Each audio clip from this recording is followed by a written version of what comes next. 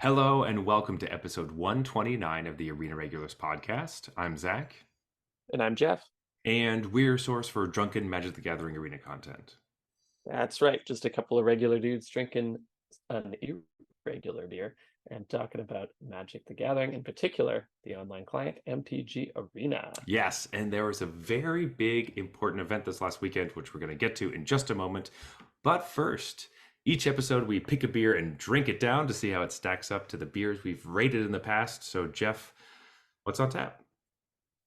Okay, this week we are drinking a white IPA. It's called Boneyard Bay. It's from a brewery called Trestle, Hmm. um, which is in Perry Sound. Never been there. Same. But yeah, apparently a bone. I guess it's not really a boneyard, but like the idea is like these old ship captains would take their boats and they would just set them ablaze and just push them out into the water, and then they would just burn burn into the water, and there's just a bunch of boats in the water now. And so when the water's really clear, you can see it. That's what it says on the back of the Oh, game. interesting. Why I did they do that? It's because they unclear. needed to get rid of them, so they just I see. yeah. So that is the boneyard. Um, but anyway, Jeff, let's crack these open. Let's do it.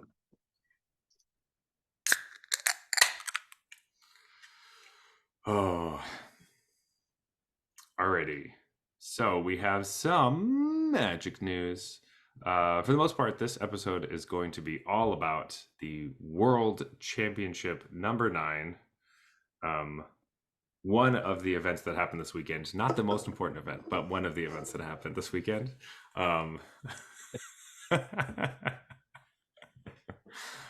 Which is just a fun joke. My wedding was this weekend, which means I did not watch this tournament at all, and I forgot it was happening completely. Uh, Same. yeah. So if you've listened to this show for a few years, we usually do like fantasy drafts for the World Championship. It's something we really enjoy doing, and I was sad when I remembered last week. I was getting, I was seeing all these tweets of like these pro players flying to Vegas, and I was like, that's pretty early. Like, I don't think the World Championship's like later. Right. And I was Yeah, like, yeah. It's not for a oh, while. it's in September, not October. And I was like, oh gosh. So Yeah. anyway, we missed the boat. Yeah, I forgot about it. And then on like Monday or something, I saw The winner. results. Yeah. I was like, oh, mhm. But I Interesting. definitely would have finished, by the way. So Yeah. we can Um, but yeah, anyway, have so a fantasy trophy. okay, whatever. Um, so we'll be talking about the World Championship, some of the standard decks that they were playing, and then some of the other cool decks we've seen around as we get into our standard portion of the season. We're kind of like tapering off from limited since we've been playing that a lot and we've been acquiring all of our cards. So now it's time to get into playing the decks that we've wanted to build this whole time and look at our, worth the slots and see if they're worth a slot. We'll find out. Um, but anyway, Jeff, the World Championship. Um, do you want to give us a little breakdown of what happened um, with what the formats were, who won, the top 8, things like that? Yeah. So it was a little different than we've had sort of recently. It was a much bigger event than if you like watched previous world champions, you might not expect this. But it looks like we had 105 players. They did this thing that the actual format of the event is similar to stuff we've seen in the past. It was 3 rounds of limited to start. It's a 2-day tournament, 3 rounds of limited to start each day, and then standard. And then they cut to a top 8. I guess 3-day tournament. They cut to a top 8, and that was all standard. So the players that made the top 8, some big name players here: Reed Duke, Anthony Lee, Jean-Emmanuel Depraz, Greg Orange, Kazune Kosaka, Willie Adel, Simon Nielsen, and Lorenzo Terlizzi. Um, Pretty stacked top 8, to be Yeah. honest. I think Reed Duke like cruised into it too. I think Hmm. he went like 10-1 or something, and then just qualified. Yeah. which is pretty cool. And there was also a big thing that like Reed Duke and Simon Nielsen were up for Player of the Year because of all the finishes, just all the tournaments that they've been playing. And I was going to um, Simon Nielsen's been everywhere this past year. Simon He's Nielsen been is winning everything. on fire. That guy, I also Yeah. love watching him play because he's so funny. Um, there was Hmm. so I don't want to get into it. I'll get back to that at some point because Yeah. he's just he. When I think about playing Magic now, the more tournaments I watch and Pro Tours he's playing, I always want to just play like Simon Nielsen because of how he interacts with his opponent in such a positive, fun way, even in the most Yeah. intense situations. And that's the player I would like to be. I'm never going to be at these stages. Like that's just not in the cards for me. But he gives me hope that Understand. like, um, but when I sit down at a table, I want to be able to be as courteous as he is and keep it light and fun and keep that. Um, Right. That part you have nailed down. oh, thanks. Yeah. I feel like that's not The true. skill part. That, It's the skill part that's maybe really the you're big difference between you and Simon. it's like, you know what, I think you're working on the wrong thing, pal. Yeah. Maybe if you were an asshole, you'd be a little better. Yeah, Yeah. maybe I should go the other way. um but no, anyway, so Simon Nielsen and Reed Duke were duking it out to see who was going to be player of the year.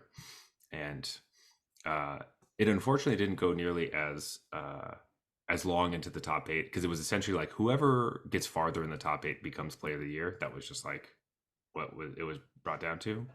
Um, but unfortunately, Reed Duke was knocked out in the first round, the quarterfinal, Yeah. and Simon moved on and did win his match. So he is our player of the year. Yeah. Congratulations, Simon Way Nielsen. to go, Simon. Yeah. And I bring this every time, which has been a lot Hmm. recently, like we said.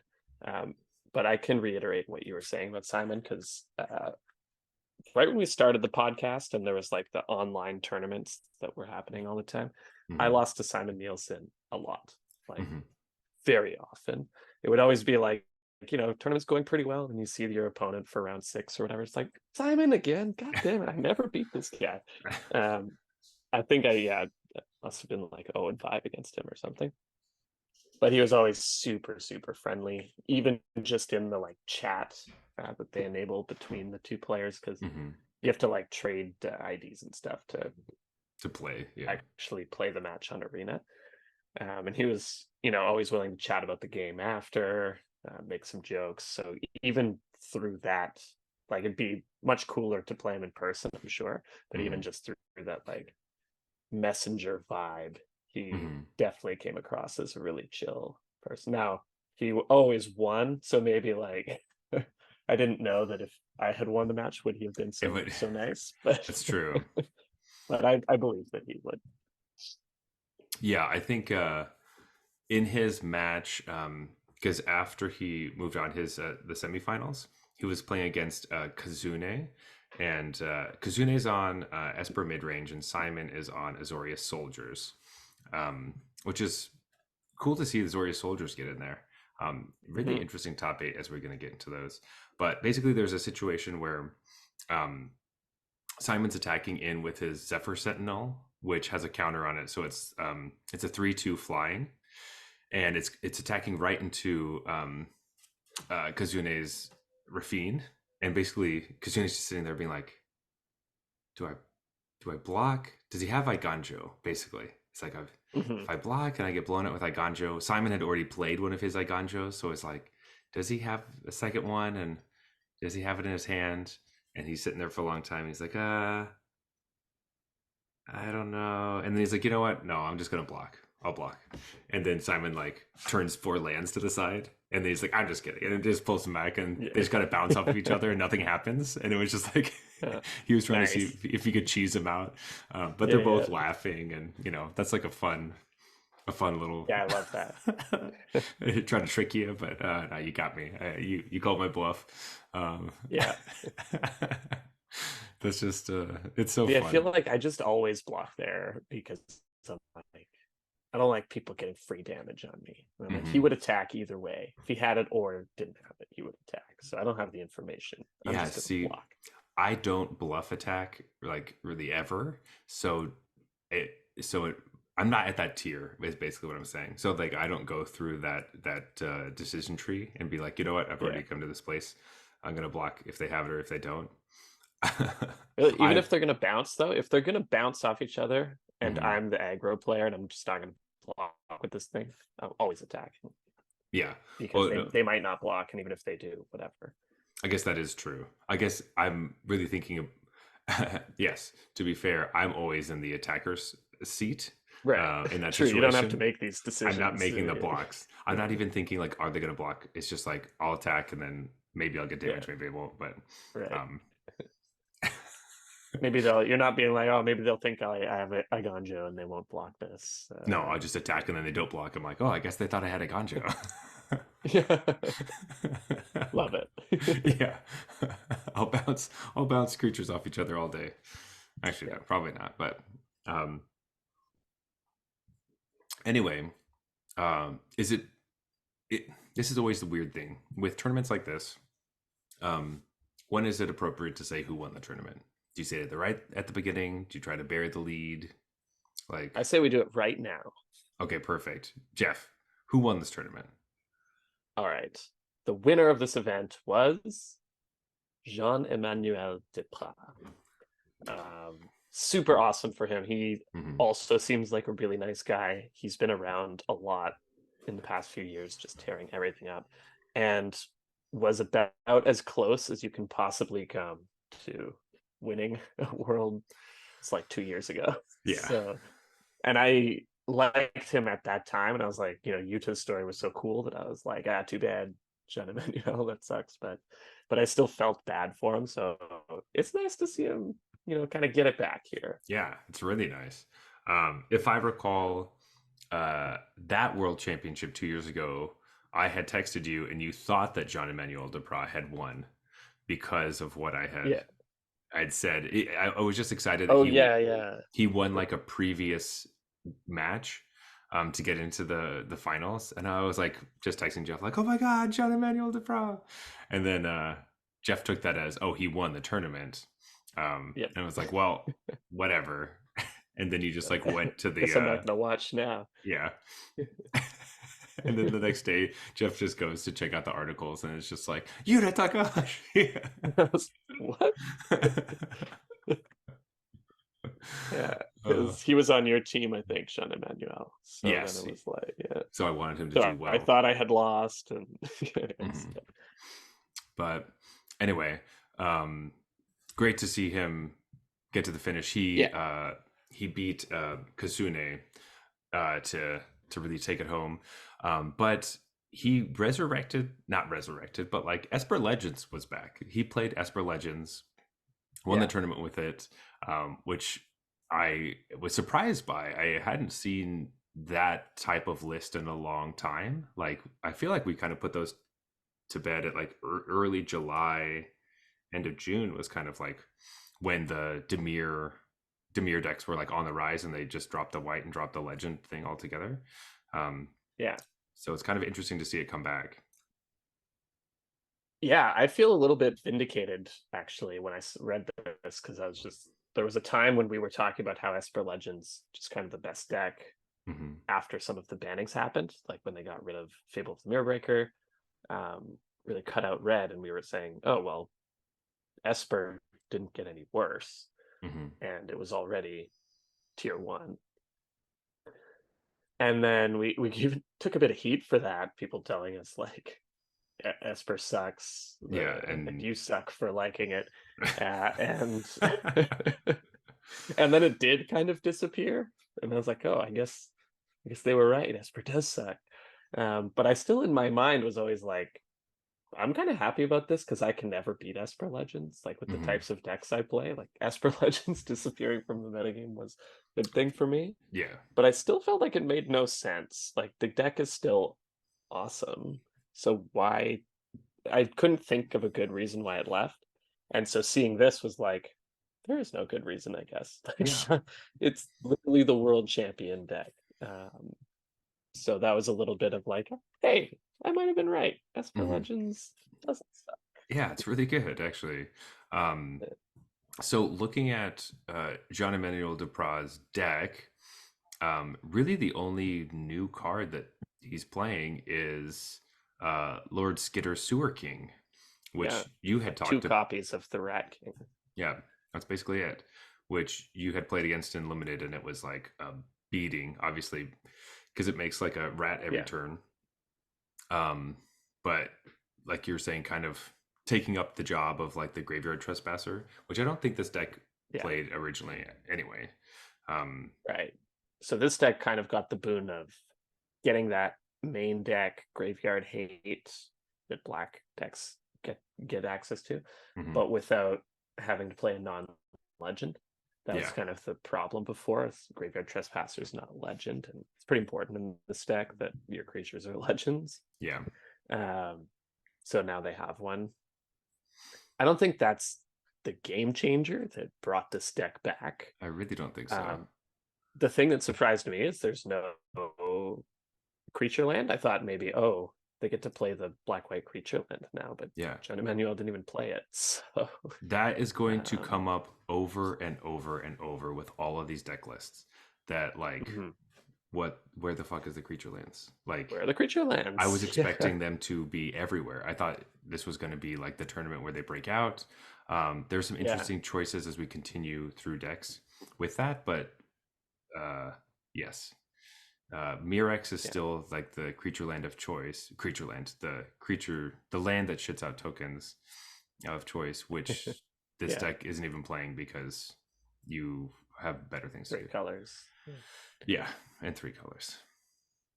I I would guess also, Mirex, yeah, the one turn just generally isn't enough. This is three colors with demanding yeah, costs. spells. Yeah.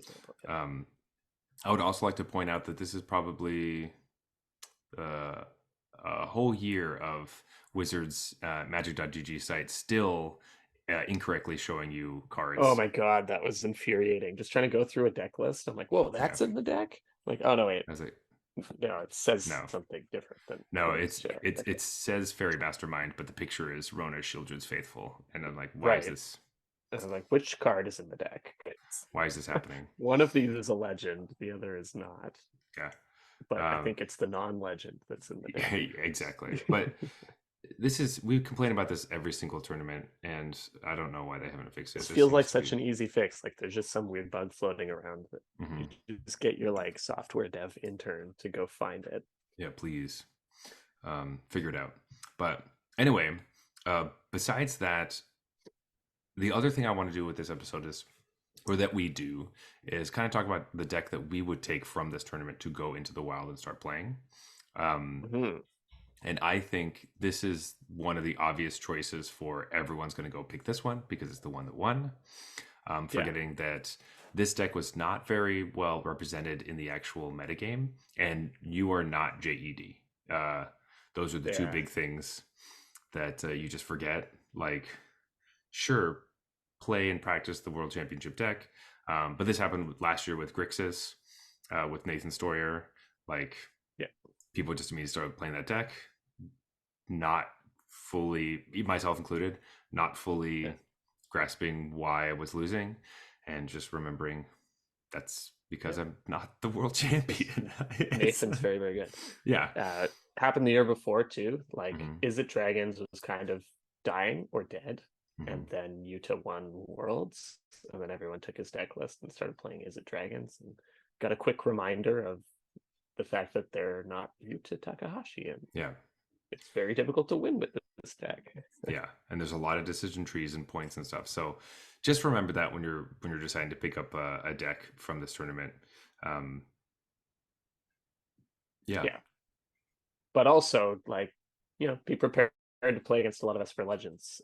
Hmm. Like sort of alluding to earlier, I was happy to see this just from hey, we Vindication Esper Legends isn't a bad deck, like we said. Hmm. Um, but it was also kind of like, oh man, like I'm gonna get my ass kicked for a few weeks here. This is Exactly. a very bad matchup for me, Yeah. especially with the rat is also pretty good against me. So it's Yeah. like the only new card in the deck actually makes the matchup worse, and the matchup was already terrible. So, Yeah. um, Um, I do want to go over to Kasune Kosaka's deck, which is Esper midrange, and yeah, um, this feels a bit different than Esper midranges we're used to. Obviously, you have um, some of the regular things with like Denic. We're playing Shieldred and Rafine. Rafine is like the mhm. marquee for Esper midrange. Um, but he's also playing Lord Skitter the Sewer King. So like all the copies of I think all the copies of Lord Skitter in the top eight are in the finals. Just about. Yeah, because Kazune was the finalist, the Yes. runner-up. Yeah. Yeah, I mean, like we talked about before, Lord Skitter's just a good card. Hmm. Yeah, I always just wrote it off as when I was first reading through the set. Oh, that's like the rat lord. It's for commander. It's for Those who commander. like to Yeah. play rats.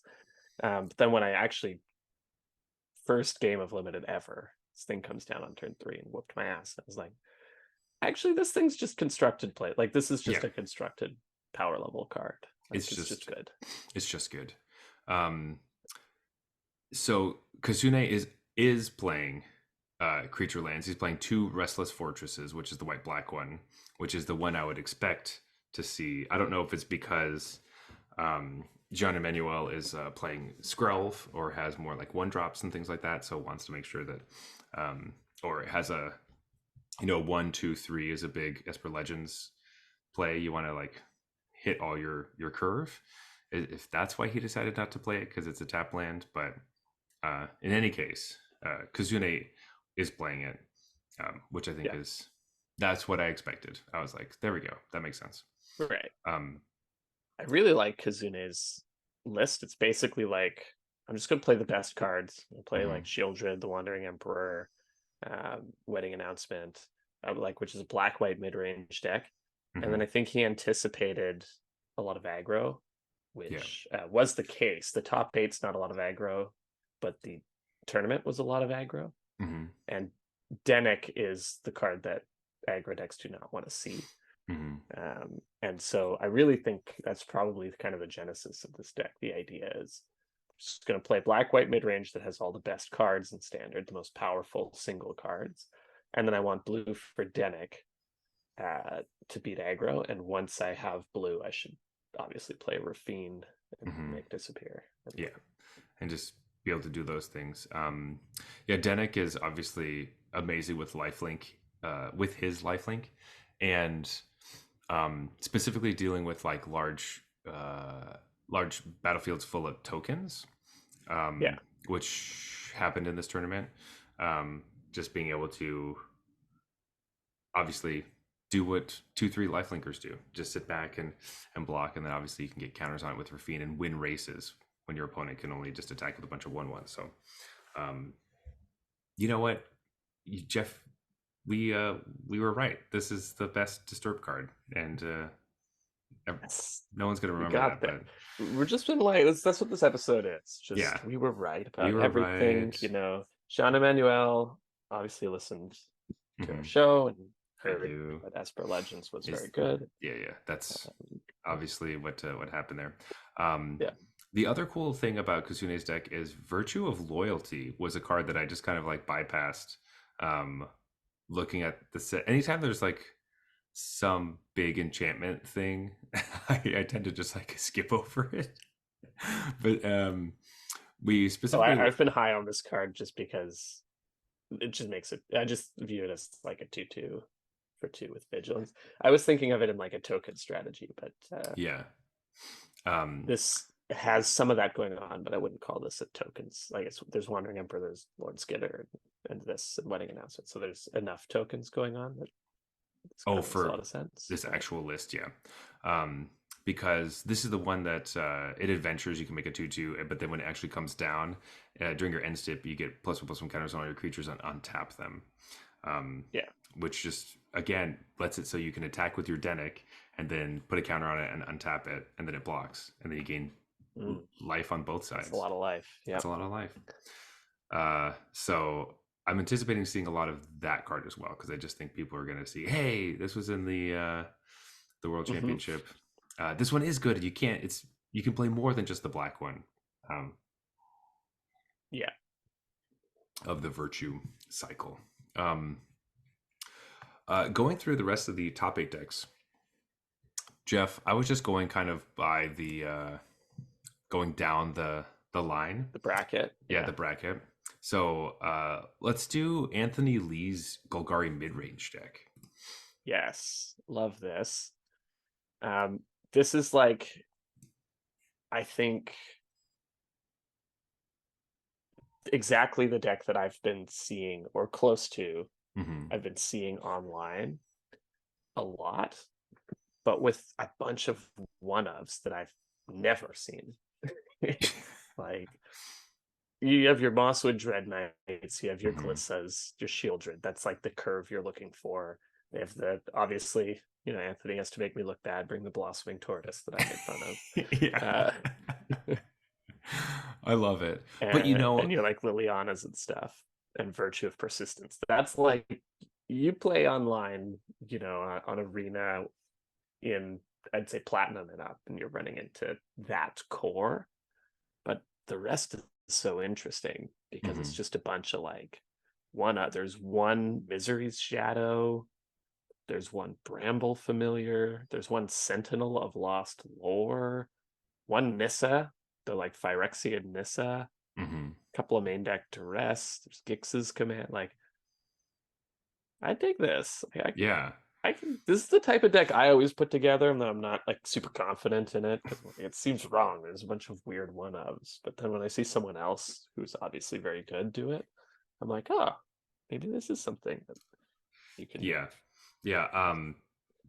I do want to say the Blossoming Tortoise in this deck makes a lot of sense because he's playing 4 Restless Cottage, which is the Golgari creature land, as well as 2 Mishra's Yeah, Foundry. Just being like, right. I want my lands to be creatures. I want to attack with them, and then also you have the tortoise to get them back on the battlefield when they died. Um, Yeah, so then your creature lands end up being like very important, which I think is great. Um, I like that idea, and we're coming to like Restless Cottage is one of the creature lands that was showed up a lot, and it's not really one that we really looked at or talked about or cared about all that much. But is it the yeah, best one? Is it just in the best colors? yeah. I think it's just in like it's just in the most decks kind of thing. Yeah, I've played a lot with this card, and I think it's just, as far as creature lands go, it's fine. I don't gotcha. know. Is But it it's certainly better? the most played one. I mean, obviously, it's better with Blossoming Tortoise, where it only costs 3 to activate, and it's a 5/5. So, Yeah, like, that changes things considerably. yeah, yeah. It's like, all right, well, I the also play numbers decks that are a bit tight on mana, so when I'm looking at this, I'm always like, ugh, that's like my whole turn. exactly.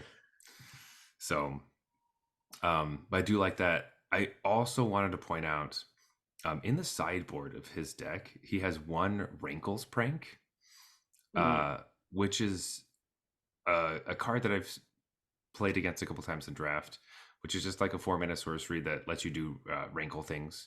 So you get one or more. Each player discards 2 cards, loses 4 life, and sacrifices 2 creatures. This was the card that flipped him around and like let him beat Reed Duke at the first round. Um, mm.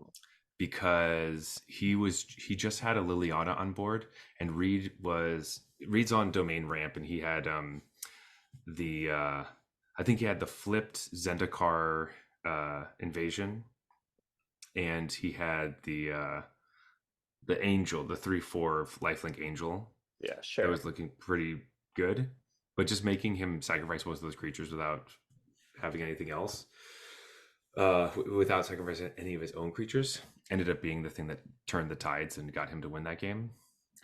Which I was really surprised to see that was a card he was playing at all, because it doesn't really seem Yeah, like it's something I'd ever want to put in my deck. So yeah, sweet, good. I'm glad it worked out, man. yeah. It's tragic to see Reed losing to Liliana of the Veil. It's like, Yeah, it's it's it's rough. a green black mid range deck playing Liliana of the Veil. Reeds must be Mhm. like, no. Why am I playing this ramp deck? Uh, Karma. You've eliminated so many people with extremely similar deck. Um, I was noticing the one Ashiok in the sideboard. I don't know what that's for, mm, but there's one Ashiok in the sideboard. yeah, I guess control. I I don't know. guess. Yeah, I have no idea. Um, so Simon Nielsen is playing Azorius Soldiers, which is Mhm. very similar to ones we've seen. So I don't want to talk about all that much, but we did get Werefox Bodyguard. We got one in there. It's not a One. soldier, it's a knight, but we got one Werefox into the top eight. Yeah. I love it. It's important I knew to you were know. gonna. That's the card you wanted to mention for I sure. did that one as well as he is playing two Regal Bunnycorns, which I've Yeah, also pointed out. 2+1. Yeah. So yeah, just reminding everyone that you know I helped. I helped. I Yeah. I saw that coming just a Simon little bit. also listens to the podcast. Yeah, yeah, Yeah. Everyone in this top eight actually is probably. exactly. Yeah. But we can probably just keep on skipping through and go to Reed Duke's domain ramp list, um, Yeah. which is also fairly This is the deck you've played against. You yes. like. There's nothing particularly interesting here. I think the only question mark Hmm. is when the new set dropped.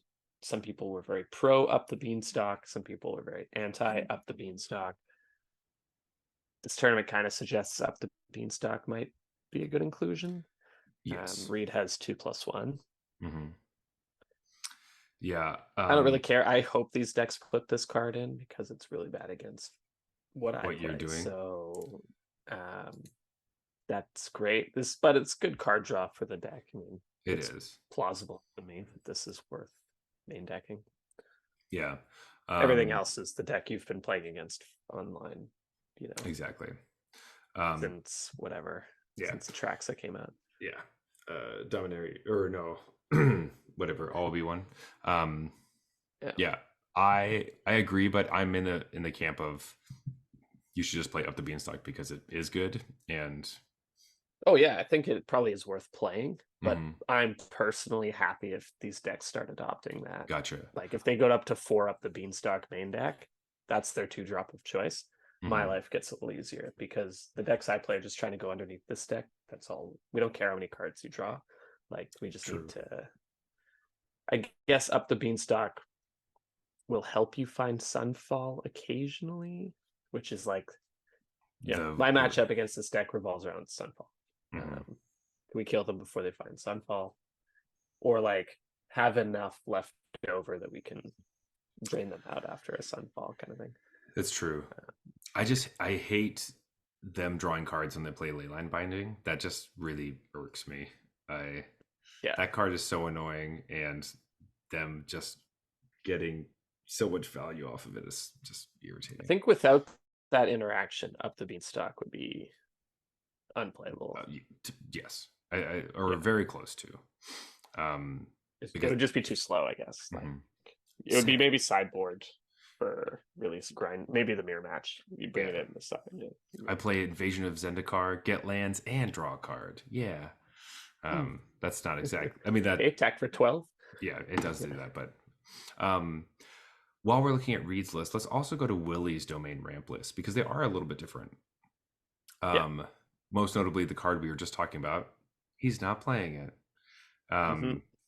So this is if you're in the no beanstalk camp, maybe this is the list you're looking closer towards.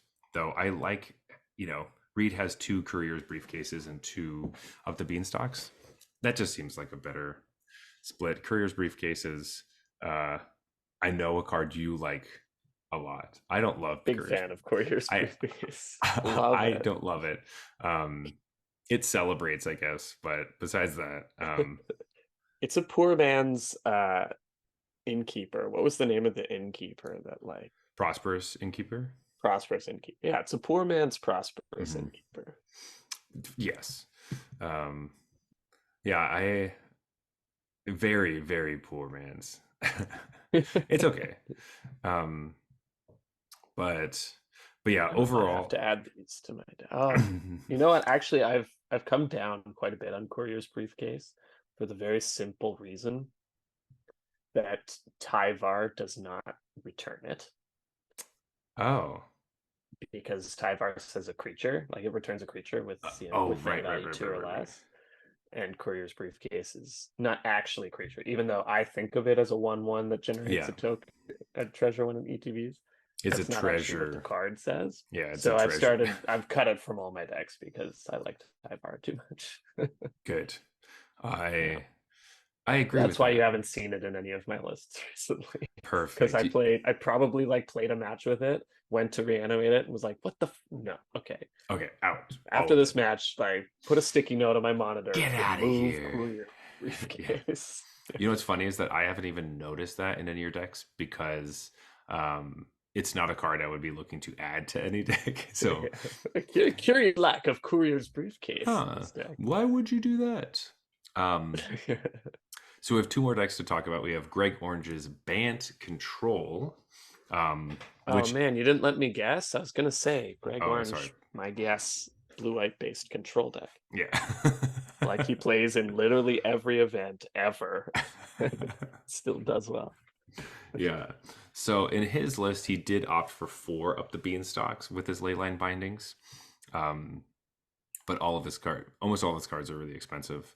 Um, This deck is like totally different, by the way. It's like um Horned Lock Whale is how yeah, it plans on winning, and Wandering Emperor. which It is just a blue-white control deck. It's playing green for pretty much just up the beanstalk, yeah, surprisingly. and like the Uh, God, bro, there's got to be a creature land, right? No, no, it's not even for the creature land. no, Wow. nothing. So I mean, I guess you get Beseju. Um, Oh yeah, best card in standard. yeah, Most um, appropriately rated card yeah, ever. yeah, totally, totally. Um, but no, the wandering is not the wandering. Sorry, the horned lock whale.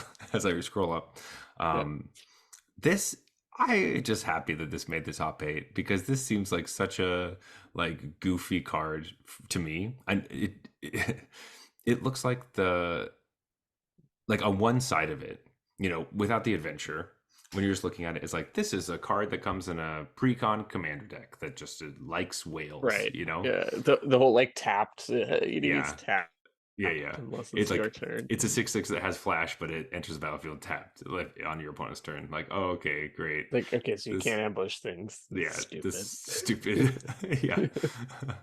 But obviously, having an instant speed removal spell as the adventure is And I love how fantastic. I kind of love the duality, like the design here. If the creature Hmm. can't ambush anything, and then the adventure is ambushing something, like that's all it does. Yeah, Like it has to be basically. an attacking creature. Hmm. Um, But like, I it think can't. that's kind of cute. Yeah, that's true. I didn't really think about that. But it can't actually Yeah. kill anything. It just puts it on the top or bottom. Your opponent gets to choose. Um, so So I think what's happening here, right, is I think this card's totally fine control finisher. mhm. The adventure plus like I guess the other thing is your opponent has it because they cast the adventure at some point, so it's just sitting there That's right on true. the table. Um, which is also kind of a knock against it. But I think we've just in recent years have gotten such ridiculous control finishers, Hmm. like all the way going back to like Dream Trawler, that Yeah. people look at this and they're like, "Oh, this sucks." Like blue white control can't possibly win with this. It's like it's actually totally fine. Control decks can win with like a 2/2 because they've just dominated everything. Hmm. It just takes longer.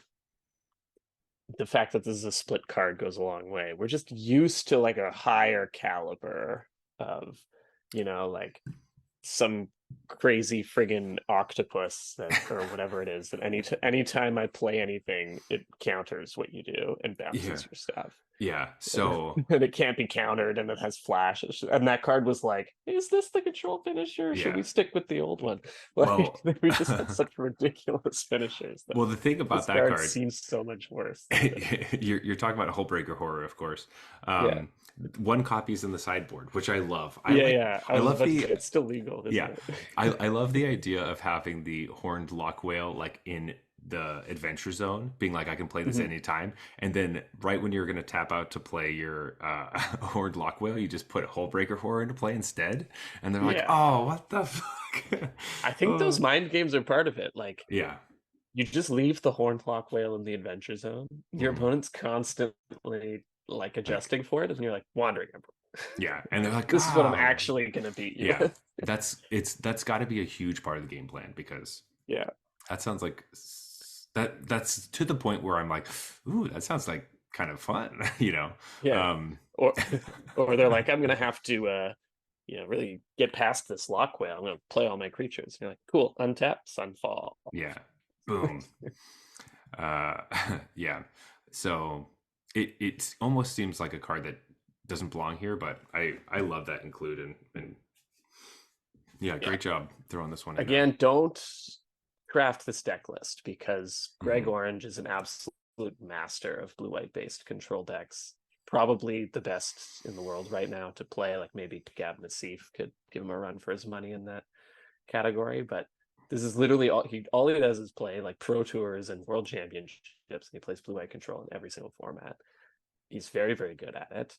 Mhm. If you just copy this deck list, probably what's going to happen is you're going to blow a bunch of wild Wild cards and cards. then be like, wow, this deck sucks. Yeah. So if you already have these cards, give it a try.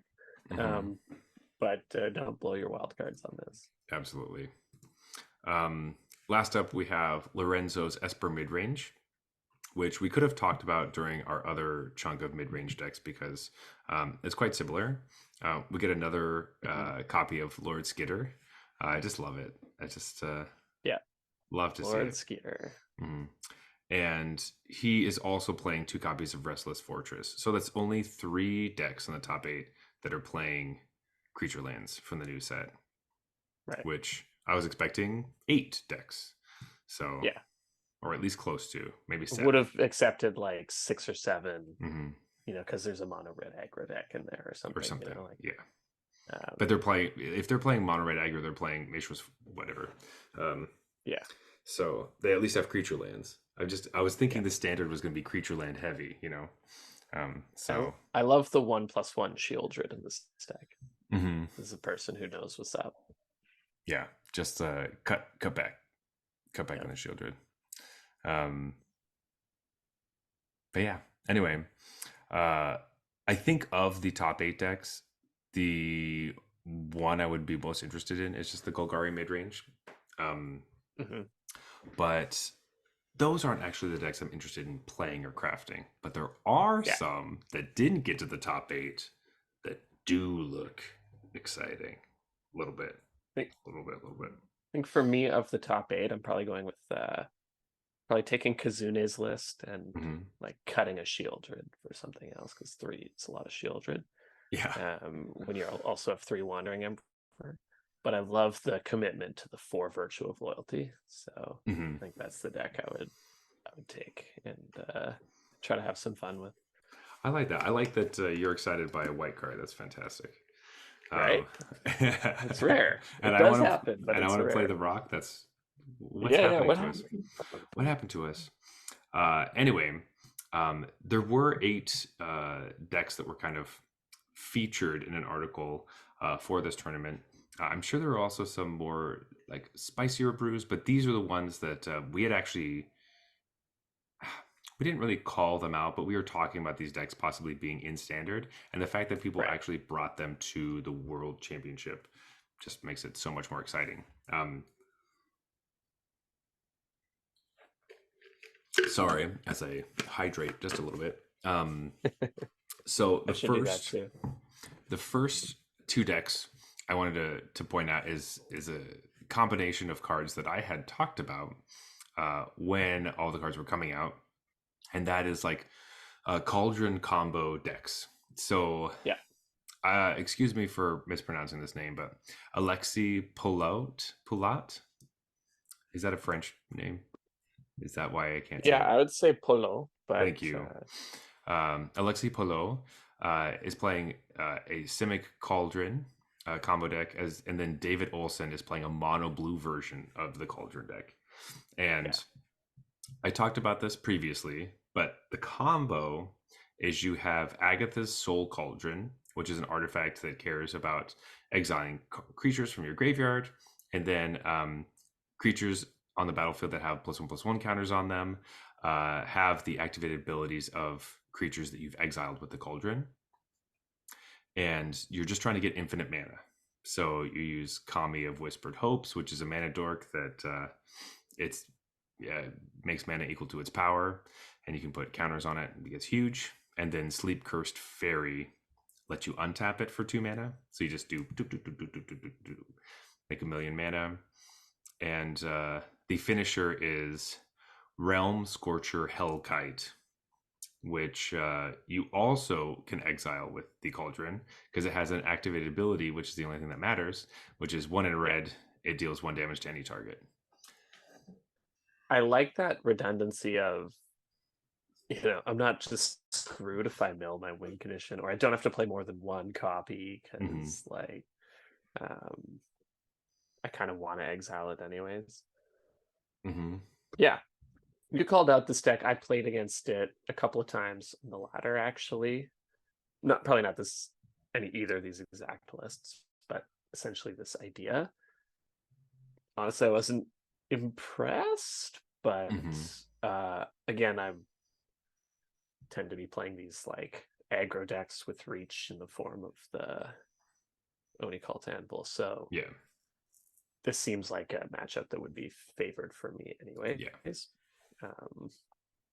They're just like dirtling around too long, basically. Totally. But I will also say I see why Lord Skitter was getting the job done this weekend, because that guy can exile a lot of cards from the graveyard if you don't play any removal. Yes. Which will really hose this deck. Yeah. This is the one I had in mind originally. However, I think I like the mono blue version better. Just because I had the same thought, like just reading the deck list. I'm like, oh, we could do this with just mono blue. That's what we want to be. Yeah. So this is a mono blue deck, and this combo is using Training Grounds, which we were laughing at when it was introduced. Yeah. So Training Grounds was reprinted in the Aftermath set, and it's just an enchantment that makes activated abilities cost 2 less. And so you're using Omen Hawker, which is a good draft card from March of the Machine, that you can tap it and you get 1 in a blue, and you can only spend that mana to activate abilities, which is like, okay, great. And then the same thing with Sleep Cursed Fae, but you need Training Grounds so that you net mana instead of just tapping and untapping 1,000,000 times. Yeah. But I was so janky. It's so janky. But I was laughing because this deck plays 4 copies of Sleight of Hand, which we had joked about being like, why the fuck did they reprint this card? Who's going to play this card? To be fair, okay, it was more about that was like the card they previewed. That's true. Oh, that's get true. excited about our upcoming set. We have Sleight of Hand, yeah. The only person getting pumped for that was David Olson, apparently. Yeah. They are winning the game the same way with the Realm Scorcher Hellkite. This deck is also only running 19 lands. I know, I saw that. It's like crazy, but all their like their actual cards, like everything costs 2 or less, and except for they have a sort of once in future in their sideboard that costs 3, but everything else is 2 or less. So okay, I can kind of see it. And most of your cards are like a Hypnotic Grifter, where you're just trying to connive through your deck so that you can find your win condition. But as well as Rona, Herald of Invasion does the same type of thing, where you draw a card, discard cards, because you're just looking for your Hellkite. But you do have a Surge Engine, which is another random. That's the spicy inclusion I like. So you have four Surge engines, which is just that artifact that it's from Brothers War. I don't know. It's mono blue and it has a bunch of abilities and it levels up basically. It's the classic like level up design. Hmm. The Um, but forget what the this card, original one is. you could actually win the game with that. Like you could play this and then counter everybody's removal and just like attack them Yeah, and kill them with this card. So right. that is why I like this one a bit more because you do have this like backup. Um, Now, if you have uh like Surge Engine under the Cauldron, mhm. does that turn all of your creatures into Surge Engines? um, I believe so. Yeah. Just because it says like Surge Engine loses Defender, Hmm. would the So creature have like this creature loses Defender? correct. Yeah. So anytime a card says the name of the card on the card, it Mhm. really means this card does that. Okay, yeah, Um, because sometimes they write this creature, mhm.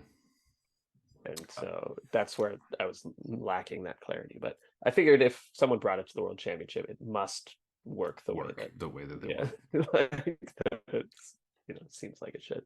Yeah.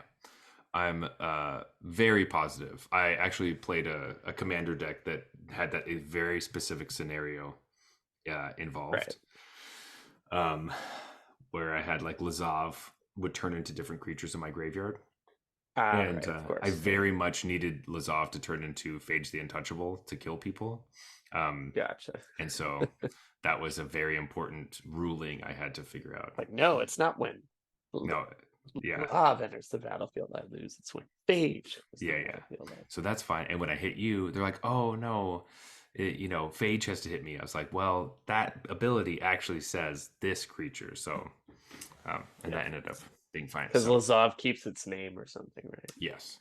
So it's all Um, very, yeah. so it's all whatever. Yeah. But This is a cool deck. I can't play a deck with 19 lands. I would probably take out a sleight of hand and put in the land. Yeah. um, I guess that's true. You have 4 sleight of hands, so mhm. But I yeah, didn't go to the world championship. Like, I'm not trying to throw shade true. on anybody, but 19 does seem Oh no, so pretty it's love. light, even for me. Yeah. Where like in auras, I would play like 20. So, um, Yeah. I'm Yeah, used to 20 playing. 20 makes me nervous. I've had decks where I had 23 lands, and I was like, they're so nervous about it. It's like, oh, it was not enough. Yeah. Um, When all and your I was playing cards, like Cedar Wayfinders and stuff, and that's how I was trying to cheat on the land count. yeah. But it was like, I should probably play 24. I mean, like when you're playing four considers and four sleight of hands, it does. The worst thing that happens is when you have a deck that draws a bunch of cards. This one doesn't necessarily do that.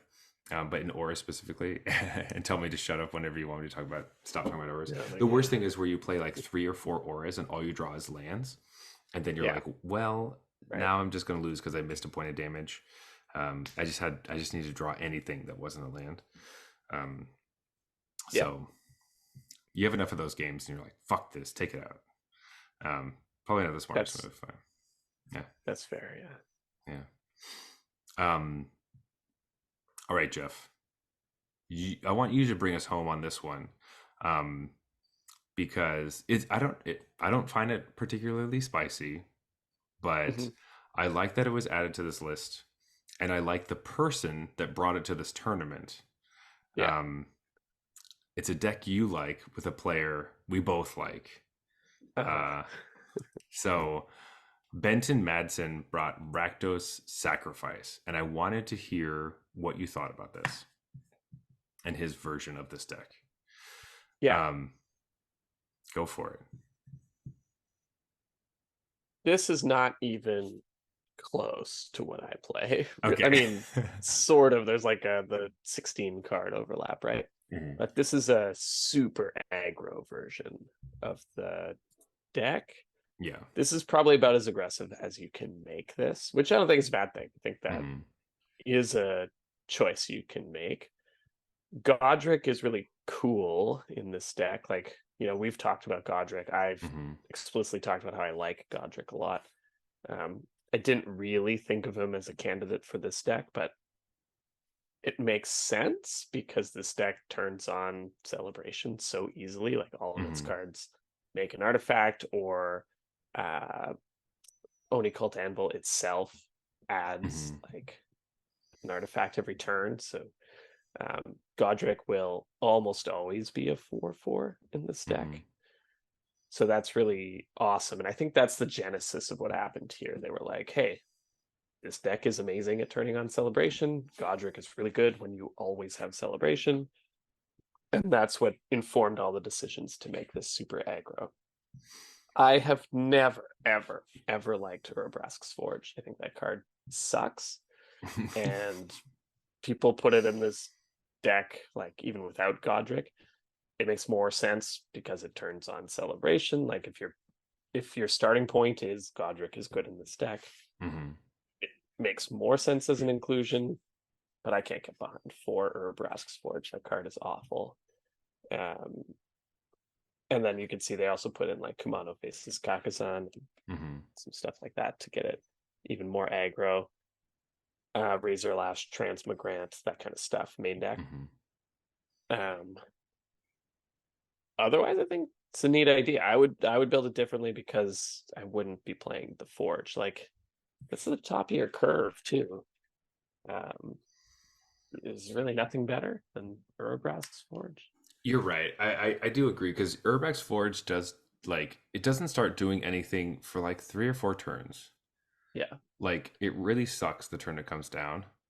and Um, I get that I can sack the token with the anvil. Like, trust me, like I get that. yeah, yeah. But But that's you often want to not activate the anvil on your turn. So this is something maybe not a lot of people who don't play Oni Cult Anvil a lot hmm. maybe don't know. One of the biggest tips I can give you about Oni Cult Anvil is if you can trigger it without activating it, Hmm. that's the dream, and you want this untapped because there's a lot of like, especially now, there's the new removal spell that kills something and gains 3 life, and Hmm. you really don't want that to happen. So you hold this ability up so that they target one of your creatures, you just sack it. It kind of forces them to like kill your pointless Voldaren Epicure just to gain the 3 life, because everything else you'll sack and you'll uh, fizzle their spell. Yeah. So people, think, oh, Urbrass Forge makes so much sense. I attack with this creature and then I sack it after. It's Hmm. like, well, first of all, by the time Urbrass Forge comes down, that creature's getting blocked. So you're Hmm. really just sacking it to the anvil.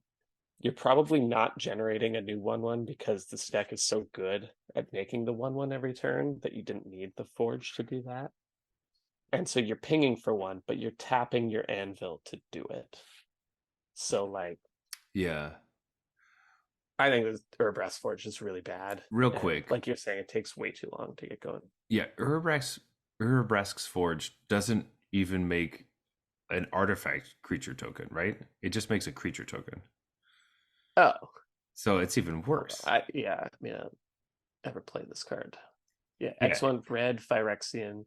Oh horror yeah, this was during the time when I was like, a lot of Phyrexians look like artifacts like artifacts, and I was always like, I don't know what's an artifact and what's not. Yeah, okay, well this card's the best thing this card does is you can sack it to the anvil for three and mana, three not feel bad. 3 mana that you're playing this it's card. adorable. Yeah. No, yeah, That and because Benton's a better player than me, so they had a reason for this. But yeah, I I've never liked don't Urbrask's get Forge. it. I think I'm leaning on your side. It's probably in there because you're playing Vran, and so you want creatures to die. So just like a creature dying is good. But when you have Sir Ginger and stuff, you want it to Yeah. be you you want them I to be think that's what it artifacts. is. It's Sir Ginger, it's Fran. Oh yeah, it doesn't even trigger Sir Ginger. No, it doesn't. Yeah, so this card's even worse than I didn't like it when I thought it triggered Sir Ginger and when I thought it played well with Anvil. It's really just here for Godric, I think. Yeah, I Like guess you're it's just trying to turn on Godric all because the you're just time, but I don't think you need it. Like you can already turn on Godric every turn. Yeah, exactly. That's exactly what it is. It's like you play a creature and you have Urbex Forge, which makes another creature every turn. So when you play your Vran or your whatever, that doesn't bring a token with it, Godric will always turn into a dragon. Yeah. But 4 copies feels like a lot. But anyway, Benton, if you're listening to this, please come on the show and explain to us why we're wrong and why Urbex Forge needs to be in the deck. But I just wanted to point him out because obviously he made the finals of a pro tour playing my favorite deck. So the fact that he brought your favorite deck to this tournament is that was kind of cool. That's really cool. I had the same exact thought when I was like, Benton Max, why do I know that name? Yeah. I was like, oh yeah, this player. Also, there's a copy of the Stone Brain in the sideboard. So I was trying to figure this one out. I think this is for a deck that we're probably about to talk about. That we referenced previously on the show and kind of talking. Wouldn't it be cool if this was a real deck? I think this is for Cascade. Okay, yeah. Because I can't think of another reason you would play this card. I mean, probably. Playing the Stone Brain to just rip out all of their invasion of Alaris. Like that's so their deck just doesn't do anything now. Yeah, and now it's just over. I mean, that makes a lot of sense. That deck did make it to the tournament. Also playing Boulder Branch Golem, which I understand why it's in there, but it's just surprising to see something like that. But yeah, I think I kind of said my piece about this last time we were discussing it. But yeah, cool. It's it made it. Right. And so congratulations. You got your yes, Bramble Familiar looks like it didn't do super well, but the exact deck you were talking about for that card did make it to the World Championship. So you're doing something right. Invasion of Alara. So if you want to hear more about that deck, go check out First Sips episode. Yeah. Jeff, there are a couple other decks, but really the one I want to look at, and I know you want to talk about, and we've been kind of alluding to this entire episode, is Shota Yasaoka's Sultai Fairies deck. Sultai Fairies. Interesting. I don't remember any green fairies being printed. Let's see. There's black, there's blue. Interesting. Where's the green card? Where's the green cards? Wait, I'm not seeing any. There's no green cards. There's no green cards in this entire deck? Well, there's a lot of green lands, though. Oh, that's weird. Why are we playing green lands with no green cards? Interesting.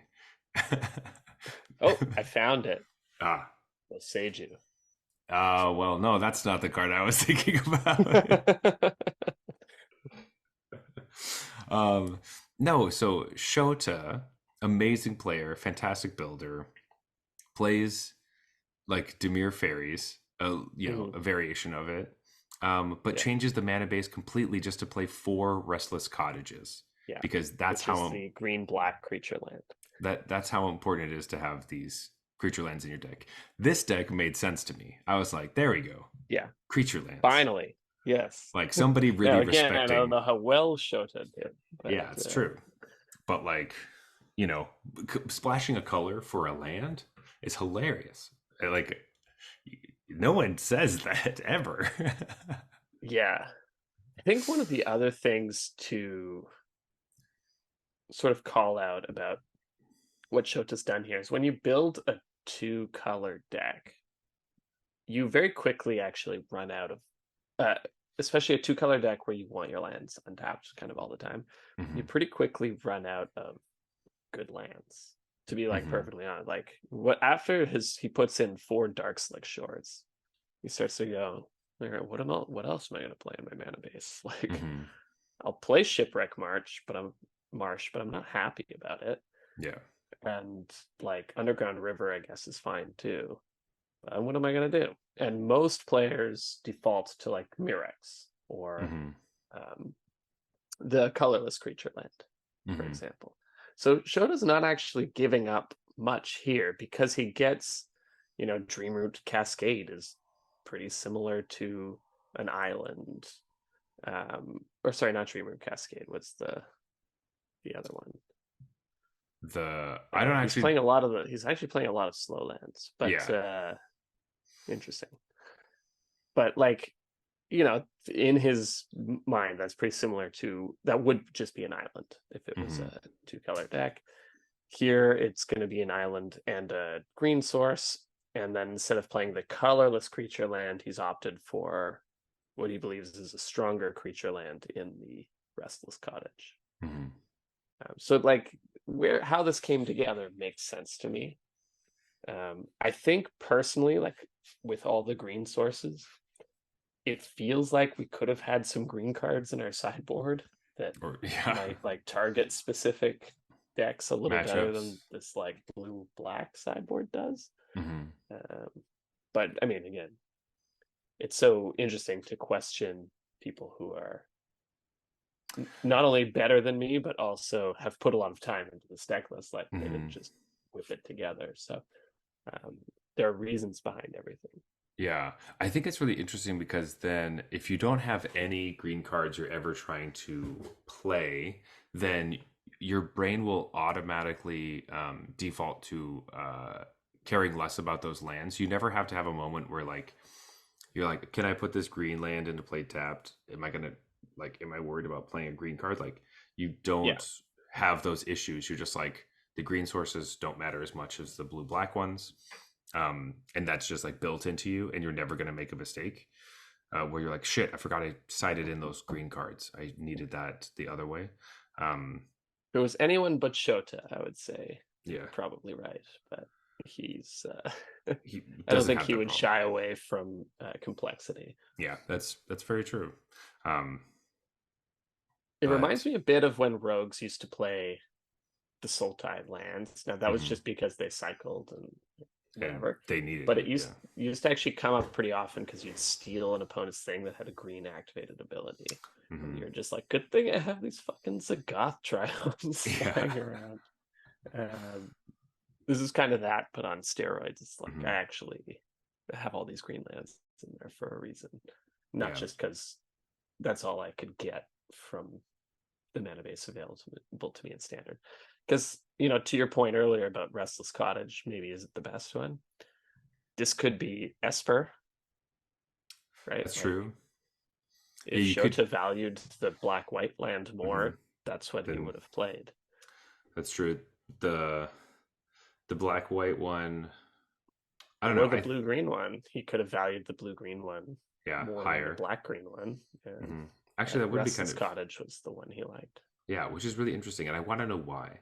Because the blue Mm-hmm. green one, I was originally super low on. Obviously, it's the most expensive, but turning one of your fairies into a 3/3 sounds pretty good, as well as your tag with a 5/5 with trample. It's probably just too expensive for.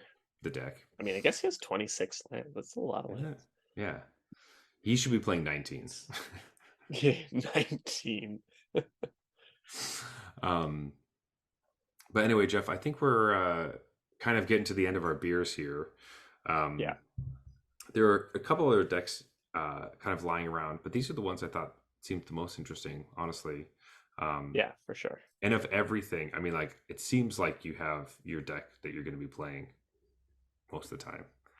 Oh But yeah, if you had to play a different one of all of the decks, which one are you picking? I have to pick one from the list that we talked about Well, today. just all the decks that we talked about today. Yeah. Uh I think I'm gonna take. Hmm, there are some cool ones. I can go Like, first. okay, So I'm probably like the thing that I do think sounds like a lot of fun is playing more mono blue decks. mm, So this yeah, mono yeah, blue cauldron mono blue deck, combo decks. yeah, does seem like a thing that it's like, ooh, I do like that. And maybe upping the land count just a little bit until I get frustrated and then rip them back out. Um, but David Olson's mono blue cauldron deck does seem like the kind of thing I would want to try out, as well as, well, The only bad thing is that you have to spend 4 wildcards on training grounds, which you're never going to use again. Yeah. I But mean, come on, man. Even like the mythic wildcards on Soul Cauldron is kind yeah, but I could play the other Soul Cauldron decks. You never know what's of going to happen. There could be more cool activated abilities in the future, so you never know. That's true. I mean, this thing's gonna be around for fucking ever. Yeah, So 3 years. God damn it. Um, but yeah, anyway, I'm gonna play Mono Blue Soul Cauldron. I think that's the plan for me. nice. I'm kind of like I kind of want to know what's up with Shota's deck. Like a fairies deck interests me, Hmm. and I have the restless cottages because I shamelessly crafted them to build Hmm. the decks that I wanted to play. Important. Um, I think I could build this relatively cheaply because I have all these cards, Hmm. and I just kind of want to see what's up. I also won't play Benton's list exactly, but I'm definitely interested in trying to work Godric in to the Hmm. lists that I'm already playing. But I kind of see those as flings. Like I'm gonna Gotcha. try them a couple For a of little times and bit, then yeah. be like, yeah. I think the deck that calls to me the most is still uh, the the Orzhov mid Kazune's range with blue. Kazune's deck. Yeah. Yeah. Yeah. Probably is And you know, if smart I'm bet. not seeing a lot of aggro, maybe I don't even play the blue. It's just like Orzhov mid range Yeah. That makes sense. Sounds super sweet. for Excited. virtue of loyalty. Yeah, there you go. Virtue of loyalty. Um, but excited for standard and all the things we have going on with that in the future. Jeff, let's go to last call. Let's rate Yeah. this beer we have in front of us, Boneyard Bay. Um, but before we get into that, as always, we rate our beers on a scale of bronze to mythic, just like the tiers in Arena. Hey, look at that. This has nothing to do with what tier you are in currently, not to hurt anyone's feelings. Everyone's in different tiers at different times. I haven't been playing for a while, so I fell down quite a bit. Um, I've but been playing the events, so yeah, so it just uh, doesn't really like affect you sometimes, hey, yeah. doesn't really matter. But with that being said, bronze beers are trash. They're horrible. You can't even drink them. You have to spit them out and pour them down the drain. Right. Silver are bad beers or just boring beers. So, even solid macro brews find Mhm. themselves here just because they're uninteresting. Yeah. Gold beers are fine, but you wouldn't really drink them again. Platinum are really solid. You would definitely drink this again. Mhm. Diamond beers are exceptional. You like these a lot, and you would yeah, bring these to your friends and have them taste them. And Mythic, these are the best of the best. You won't stop recommending them. You won't stop talking about them. These are the mono blue cauldrons of the beer world. Oh gosh. Anyway, Jeff, um, if you've made it to this far in the episode, this means you actually care about the beer part of the episodes. And so this is our telling you that life is changing and drinking so much beer uh, is We're difficult. sorry. It's yeah, it's difficult to schedule to make sure that both of us have a day we can relax a little bit the next day. So we're My going to be drinking a little bit less beer now. my son is like a stochastic process of like I would say a good 33% chance of waking up at 5 in the morning, and Hmm. so that there's always that like bomb waiting the next day that my day might start at 5 in the morning. Yeah, So and it might start badly because we drank way too many beers. yeah, Um, so we'll be drinking one beer each week. Um, if that is frustrating to you, go to our Discord channel. Tell us what you think about that. No, we need more beer. Um, yeah, I don't and we will anticipate pretend to drink them on air. exactly. Anyway, Jeff, let's get to it. Yeah, Boneyard Bay. This is the beer we're rating this evening. White IPA. What'd you think? I have another name I'm going to call this Okay. Boryard Bay. I would agree with you. Yeah. This was just flat. It just Mhm. There's nothing like overtly wrong with it. I just thought it was super boring. Yes. Um, when you drink an IPA, especially a white IPA, right? Because a white IPA is supposed to have that kind of weediness going on. It's supposed to kind of be like a fresh alternative to an Hmm. IPA. Yeah. You're kind of expecting some flavor. And, I know IPAs are kind of on their way out in terms of popularity, and, the other, lagers are king now or whatever. Hefeweizens, whatever people are going crazy for these days. They're weirdo banana beers. But like when you drink an IPA, it should be like a big, bold flavor. And this was just kind of like, I don't know. It was flat. I I agree. It just tasted like a lot of other IPAs I've had. I don't think that it just doesn't have any flavor, but I think that it wasn't. It touts being kind of interesting and different and a bridge between two beers and that kind of thing, which you would expect from a white IPA. Yeah, I'm not going to drink this again. This is a gold. It's cool. Yeah. Yeah, it's fine. Nothing too terribly offensive.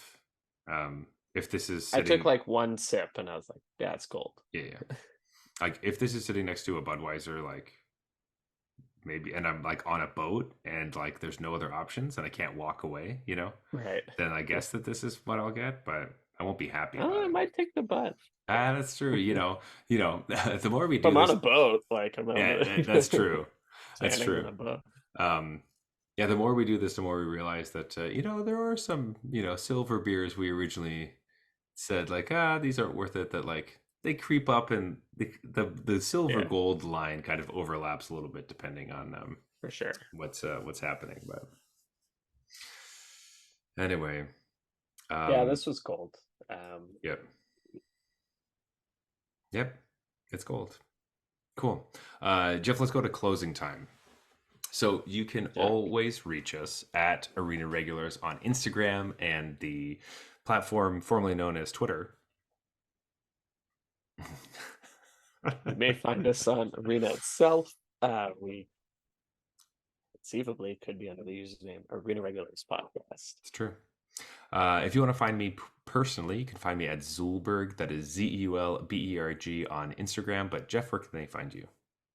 Best place is our Discord channel. I go by Mhm. Regular Jeff there. You can see all of my updated lists on Onicult Anvil themed standard decks. The best place to find the link for that is the show notes. That is right. Come hang out with us. Also, please leave us a review on Apple Podcasts. Follow us on Spotify. Leave us a review there as well. Go to our YouTube channel. Hit all the buttons, every one that they say. All that just helps out a lot. And it gets our podcast into new ears and new eyes. This has been the Arena Regulars. Reminding you that Esper Legends is still the best deck in Standard. Good night.